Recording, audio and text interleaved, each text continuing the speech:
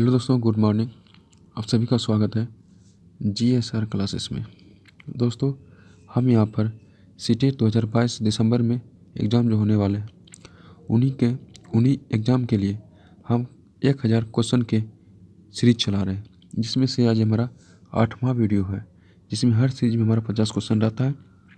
और ये जो क्वेश्चन है ये आपका बाल विकास और शिक्षा शास्त्री, चाइल्ड डेवलपमेंट और पेडोलॉजी, जो कि अक्सर सबसे अधिक अगर क्वेश्चन की बात करें तो पेडोलॉजी से क्वेश्चन दिए जाते हैं। ठीक है, तो देखिए दोस्तों, हम इसी के संबंध में यानी ऑब्जेक्टिव यानी 1000 सीरीजों के ऑब्जेक्टिव चला रहे थे, जिसमें हमारा 7 वीडियो हो चुका है, जिसमें 350 के क्वेश्चन लगभग कर चुके हैं। आज ये हमारा 8वां वीडियो है, जिसमें से आज भी 50 क्वेश्चन लिए हैं। 400 तक का क्वेश्चन है आपका। तो दोस्तों, अगर आप सीटेट की तैयारी कर रहे हैं तो हमारे चैनल GSR क्लास के साथ बने रहिए और इसे सब्सक्राइब कर लीजिए, लाइक कर दीजिए, जिससे हम कोई भी वीडियो आप रोज़ सुबह, और देखिए रोज़ सुबह आपके पास यानी 6 बजे वीडियो आ जाता है, तो आप सुबह दिखा कीजिए। 10 मिनट का वीडियो रहता है आपका, रिवाइज के तौर पर रिवाइज भी हो जाएगा और देख लीजिएगा आप कितने तैयारी किए हुए हैं। ठीक है, तो चलिए शुरू करते हैं आज का पहला क्वेश्चन। देखिए आज का पहला क्वेश्चन कहता है हमारा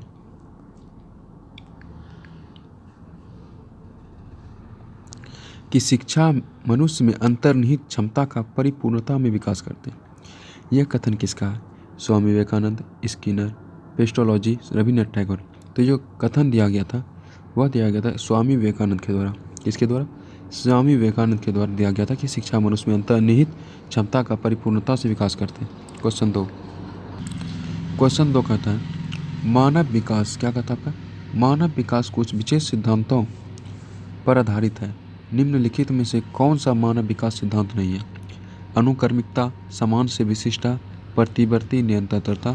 तो आपको याद रखना है जो प्रतिवर्ती है वह मनुष्य के सिद्धांत पर आधारित नहीं है। आपका क्वेश्चन अगला क्वेश्चन कहता है कि अवधारणाओं का विकास, किसका? अवधारणा का विकास मुख्य रूप से डैश का हिस्सा है।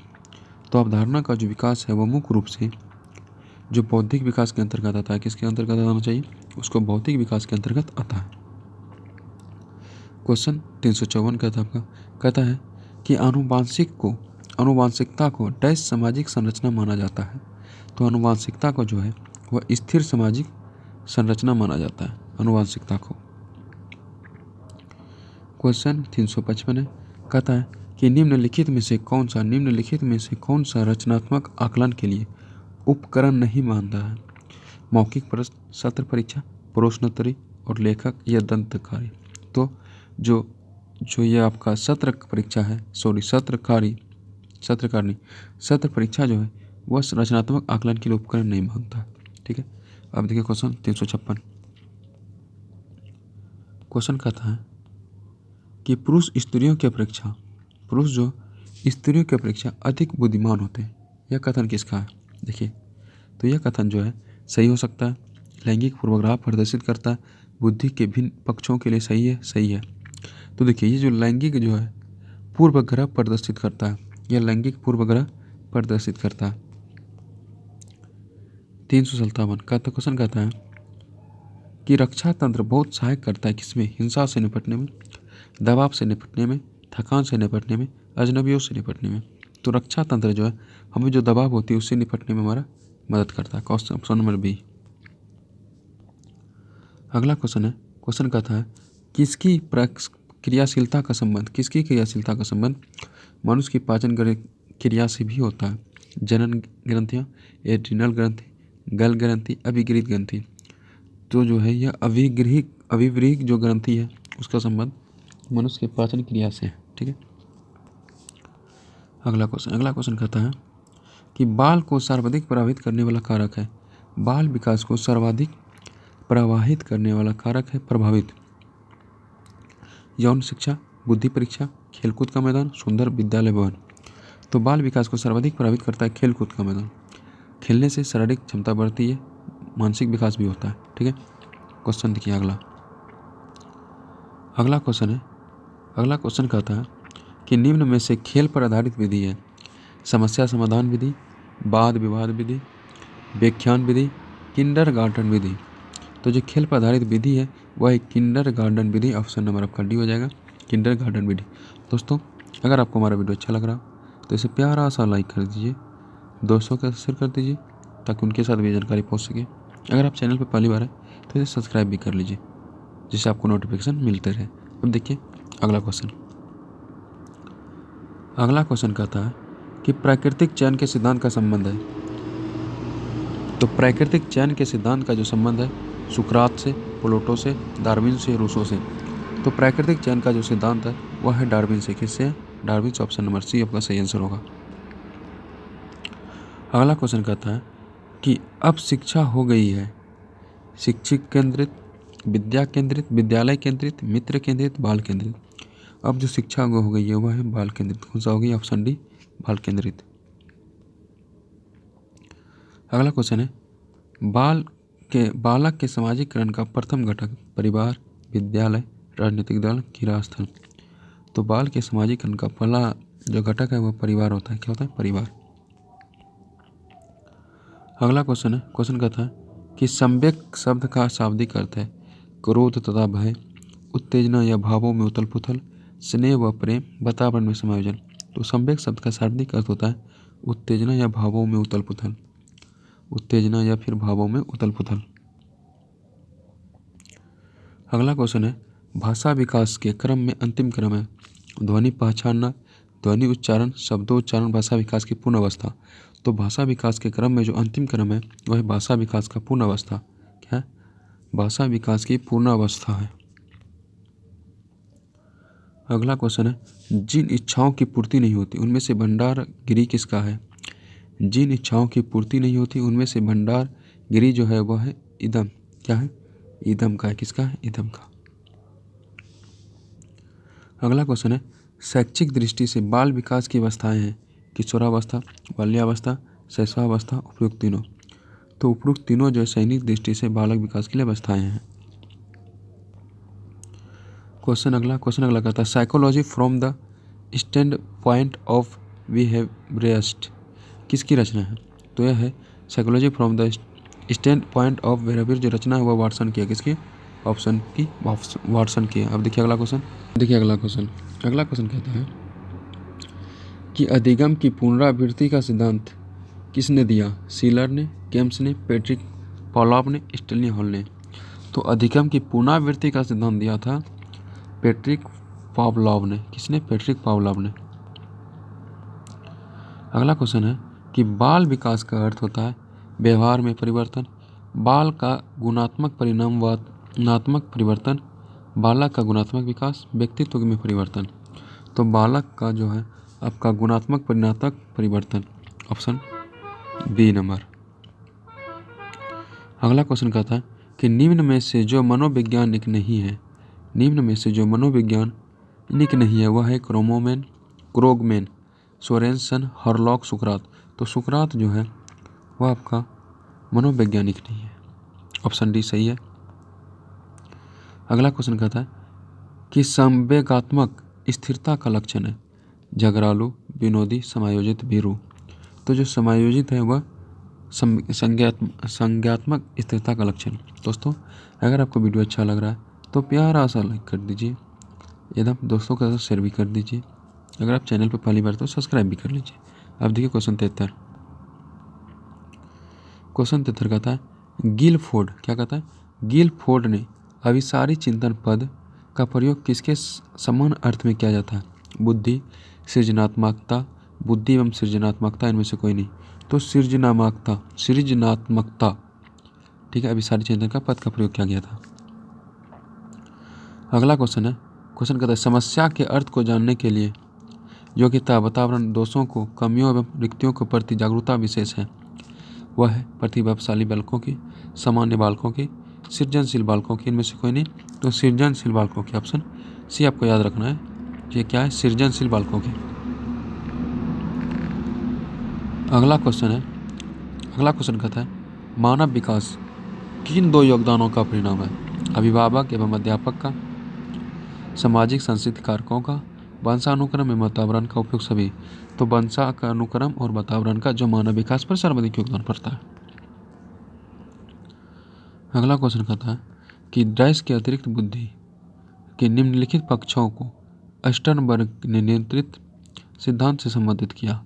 तो संदर्भगत, अवयवभूत, सामाजिक, अनुभाविक। तो सामाजिक कौन सा? ऑप्शन सी सामाजिक। अगला क्वेश्चन कहता है जिस प्रक्रिया में व्यक्ति दूसरे के व्यवहार से सीखता है न कि प्रत्यक्ष अनुभव से कहा जाता है वह क्या जाता है?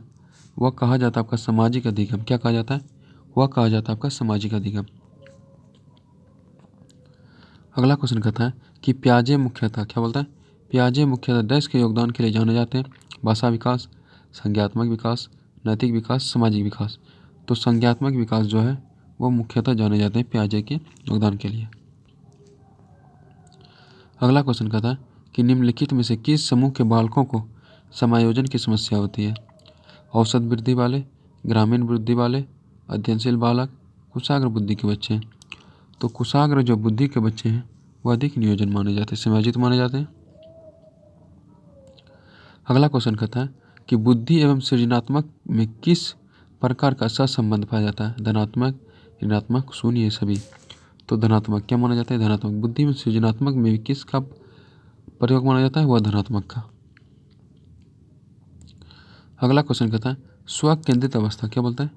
स्व केंद्रित अवस्था होती है बालक के जन्म से 2 वर्ष तक, 3 से 6 वर्ष तक, 7 वर्ष से अधिक, या किशोरावस्था। तो स्व केंद्रित अवस्था होती है 3 से 6 वर्ष तक। कितने? 3 से 6 वर्ष तक, ऑप्शन बी।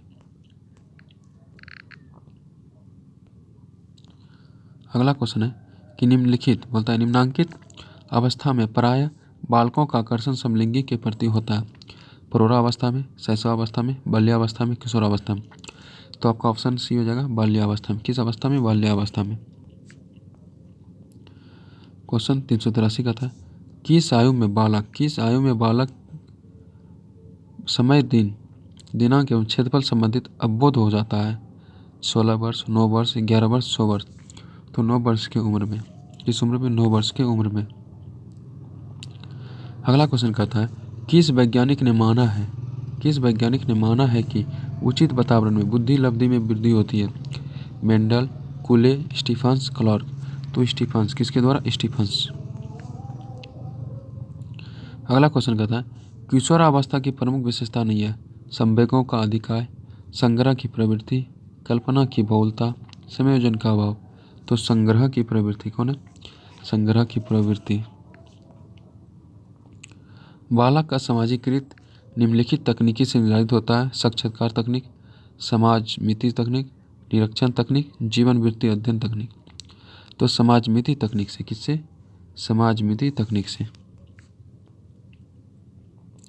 अगला क्वेश्चन बालक बालिकाएं अपने जीवन में किसी अन्य को आदर्श के रूप में स्वीकार करते हैं किस अवस्था में? किशोरावस्था, बाल्यावस्था, शैशवावस्था, सभी।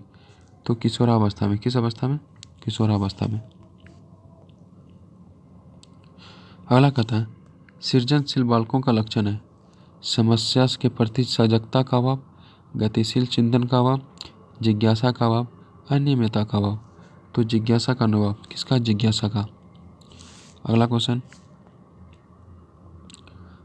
कहता है बालक के विकास में महत्व है वंशक्रम का, वातावरण का। तो बालक के विकास में जो महत्व होता है वंशक्रम एवं वातावरण का। किसका? वंशक्रम एवं वातावरण का। जन्म के समय बालक का भार होता है 6 से 8 पाउंड, 10 से 11 पाउंड, 2 पाउंड, 3 पाउंड। तो 6 से 8 पाउंड जन्म के समय बालक का भार होता है 6 से 8 पाउंड। कहता है जीवन का सबसे कठिन काल है? तो याद रखिएगा बाल्यावस्था, शैशवावस्था, गर्भावस्था, किशोरावस्था। तो जीवन का सबसे कठिन काल है किशोरावस्था। कौन सा है? किशोरावस्था। शैशवावस्था में किस ग्रंथि के प्रभाव के कारण बालिकाएं अपने पिता के प्रति श्रद्धा का भाव रखती है? तो वह इलेक्ट्रा के। किसके प्रति? इलेक्ट्रा के प्रति। अब देखिए क्वेश्चन 93 कहता है विकास के संबंध में सही कथन है? विकास कुछ समय बाद रुक जाता है, विकास वृद्धि सूचक होता है, विकास संपूर्ण पक्षों में होने वाला परिवर्तन है, विकास का संबंध बाह्य परिवर्तन से है। तो याद रखिए विकास संपूर्ण पक्षों में होने वाला परिवर्तन है। क्या? संपूर्ण परीक्षण होने वाला परिवर्तन है। अगला क्वेश्चन कहता है पूर्वग्राही किशोर किशोरी अपने डैश के प्रति कठोर होंगे। समस्या, जीवन शैली, संप्रति, वास्तविकता। तो समस्या किसके प्रति? समस्या प्रति, ऑप्शन ए। कहता एक सशक्त विद्यालय अपने शिक्षकों में निम्नलिखित योग्यताओं में से सर्वाधिक बढ़ावा देता है। प्रतिस्पर्धात्मक अभिवृत्ति, परीक्षण अभिवृत्ति, स्मृति, अनुशासित स्वभाव। तो आपका आंसर हो जाएगा प्रतिधात्मकता अभिवृत्ति। कौन होता है? प्रतिस्पर्धात्मकता अभिवृत्ति। अगला क्वेश्चन कहता है कि सफल समावेशन को निम्नलिखित में से किसकी आवश्यकता होती है? पृथक्करण, अभिभावकों की भागीदारी, संवेदनशील बनना, क्षमता संवर्धन। तो सफल समावेशन को जो है वो होता है पृथक्करण। क्या होता है आपका ऑप्शन? पृथक्करण के सिवाय। क्वेश्चन 37, क्वेश्चन 97 कहता है 397, किशोर डैश का अनुभव कर सकते हैं। बचपन के अपराधों के प्रति डर, आत्मसिद्धि का प्रभाव, जीवन के बारे में प्रतितृप्ति, दुश्चिंता और स्वयं से रोकता। तो ऑप्शन डी, दुश्चिंतता और स्वयं से रोकर। क्वेश्चन 98 कहता है बच्चों का मूल्यांकन होना चाहिए। बोर्ड परीक्षा पर, सतत एवं व्यापक द्वारा, लिखित एवं मौखिक द्वारा, गृह परीक्षा पर। सतत और व्यापक परीक्षा के द्वारा। किसका? सतत और व्यापक परीक्षा के अनुसार। अगला क्वेश्चन कहता है कि अवधारणा का विकास मुख्य रूप से हिस्सा है। बौद्धिक विकास, शारीरिक विकास, सामाजिक विकास, संज्ञानात्मक विकास। तो बौद्धिक विकास। कौन सा? बौद्धिक विकास। कौन सा दोस्तों? बौद्धिक विकास। अब ऑप्शन नंबर ए। ठीक है, अब देखिए क्वेश्चन सर दोस्तों इतना ही क्वेश्चन था। दोस्तों अगर आपको हमारा वीडियो अच्छा लगा हो तो इससे प्यारा सा लाइक कर दीजिएगा जाते जाते, और दोस्तों के साथ शेयर कर दीजिएगा ताकि उनके साथ भी जानकारी पहुंच सके। Thank you. बने रहिए JSR क्लासेस के साथ।